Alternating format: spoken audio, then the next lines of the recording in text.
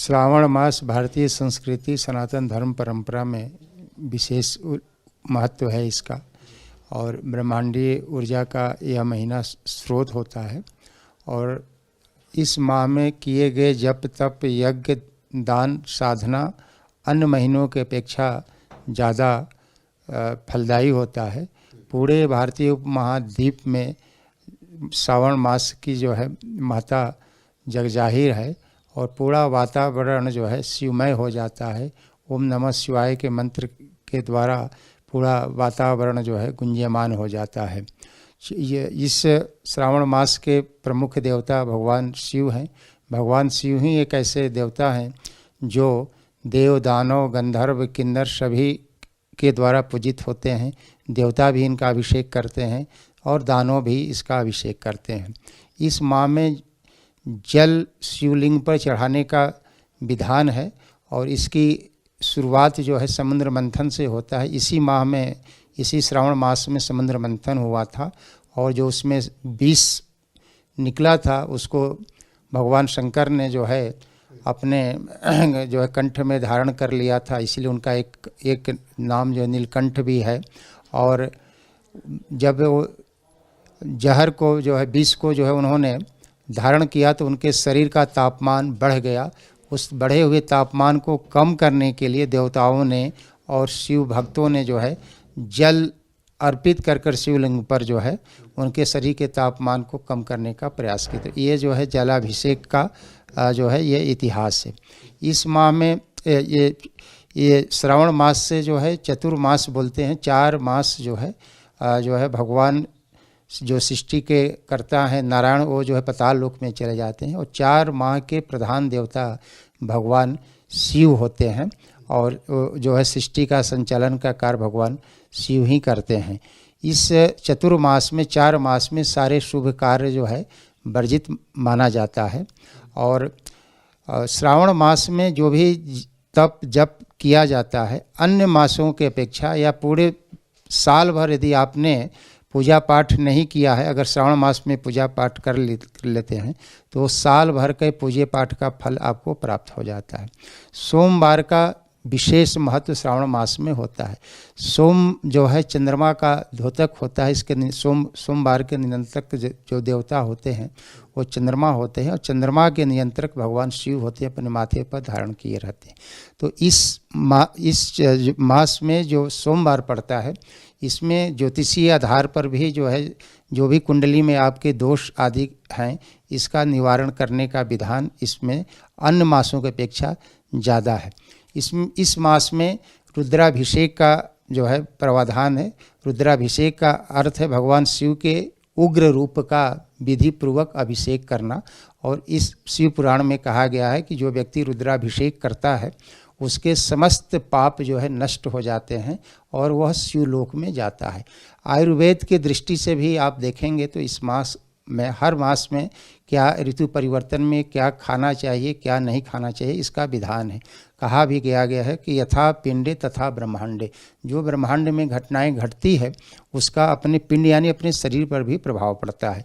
तो इस मास में जो है सूर्य की जो है रोशनी कम मिलती है जिससे जो है व्यक्ति की पाचन शक्ति प्रभावित होता है, जठराग्नि मंद होता है। तो ये पूरे आयुर्वेद में एक दिन जो है इस ऋतु में क्या खाना चाहिए क्या नहीं खाना चाहिए इसका विधान किया गया है। और इसमें कहा गया है कि सुपाच्य भोजन करना चाहिए, मूंग की दाल करना चाहिए। इस मौसम में जो भी फल हैं जैसे जो है आपको जो है जामुन है, आम है, सेब है ना, जो इस मौसम में है उसका जो है सेवन अधिक से अधिक करना चाहिए। और जो है सब्जी में भी जो इस तरह जो इस मौसम में सब्जी लौकी है, पिरोई है ना, भिंडी है, इसका प्रयोग करना चाहिए। क्या नहीं खाना चाहिए, इस माह में दूध का प्रयोग नहीं करना चाहिए, गरिष्ठ भोजन का प्रयोग नहीं करना चाहिए, मसालेदार भोजन का प्रयोग नहीं करना चाहिए, जंक फूड का प्रयोग नहीं करना चाहिए, मांस मछली का प्रयोग नहीं करना चाहिए। तो इस दृष्टि से आयुर्वेद के दृष्टि से भी जो है यह माह जो है अत्यंत जो है व्यक्ति के स्वास्थ्य को दृष्टि में रखकर निर्देशित किया गया है। अब हम आते हैं कि इस पर्यावरण के दृष्टि से भी यह इस मास का बड़ा महत्व है और यह एकमात्र ऐसा मास है जिसमें हम सर्प की भी पूजा करते हैं। इसी में नाग पंचमी आता है। इसके पूर्व या इसके पश्चात किसी भी माह में सर्प की पूजा नहीं की जाती है। तो पर्यावरण के दृष्टि से भी इसमें कहा भी गया है कि आप तुलसी का पौधा अगर इस माह में श्रावण मास में लगाते हैं तो बहुत फलदायक होता है। उसके साथ केला लगाते हैं, बहुत फलदायक होता है। समी का वृक्ष लगाना बहुत फलदायी होता है।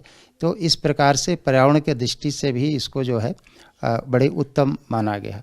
अब इसका ज़्यादा जो महत्व होता है वो जो है होता है कांवड़ यात्रा से को भी इस मास में जोड़ा जाता है। तमाम देश के शिव भक्त जो है अलग अलग जगहों से जल लेकर जो है शिव पर अर्पित करते हैं और कांवड़ की यात्रा चलती है। सर्वप्रथम हम कांवड़ यात्री के रूप में जो है श्रवण कुमार को जो है हम कह सकते हैं, जो अपने माता पिता को जो है तीर्थ यात्रा के निमित्त जो है अपने कंधे पर लेकर जाते हैं, वो प्रथम होते। इसमें कई प्रकार के कांवड़ यात्रा भी कई प्रकार के होते हैं। एक सामान्य कांवड़ यात्रा होता है जो व्यक्ति पैदल चलकर चलता है, और समाज अब तो प्रशासन भी जो है जगह जगह पर उनके रुकने के लिए भोजन की व्यवस्था, चिकित्सा की व्यवस्था आदि की व्यवस्था करती है। एक होता है डाक बम या यह जो है या डाक कांवड़, हमारे उधर यूपी बिहार में डाक बम बोलते हैं, डाक कांवड़ कहते हैं। यह जो है 24 घंटा जहाँ से आप जल लेंगे वो दौड़ते हुए आपको जाना है, और 24 घंटे के अंदर जो भी जिस शिवलिंग पर आप जलाभिषेक करना चाहते हैं वह जो है आपको दौड़ते हुए जाकर जो है आपको वहाँ अर्पित करना होता है।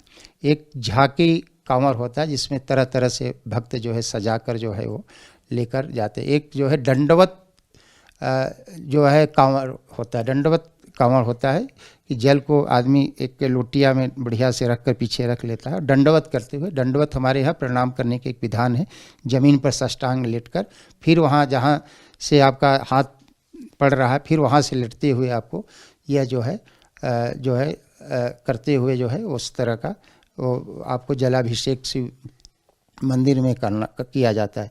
एक खड़ा कांवड़ होता है, ये जो सबसे कठिन कांवड़ होता है।